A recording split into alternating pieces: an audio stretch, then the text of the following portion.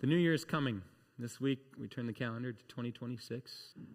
And I'm sure you all have hopes and dreams and desires for the new year. But if years past have taught us anything, it's that every year has its own challenges, doesn't it? Every year has its own pain and heartache, its own suffering, its own dark pit that you feel stuck in. In those moments, you and I get to remember that our Savior Jesus, he sits right there with us. We're not alone. He empathizes with you.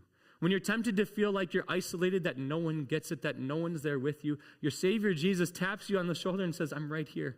I know. When you're tempted to minimize your pain and think, if you only had such a strong faith, you wouldn't let it affect you, he reminds you that his suffering affected him. When you're tempted to resent God because of your pain and think, if God truly loved me, he'd take this away. Your Savior Jesus, he points you to the garden where he sweat blood for you. He points you to the cross where he shed his blood for you. He points you to the empty tomb where he rose for you. And when you're feeling overcome, like the darkness is closing in and you just can't get out, that you're feeling suffocated, your Savior Jesus, he does not rush you. He does not merely sympathize with you, but he sits with you. And he walks through it with you. That's what he came to do and what he does each and every day.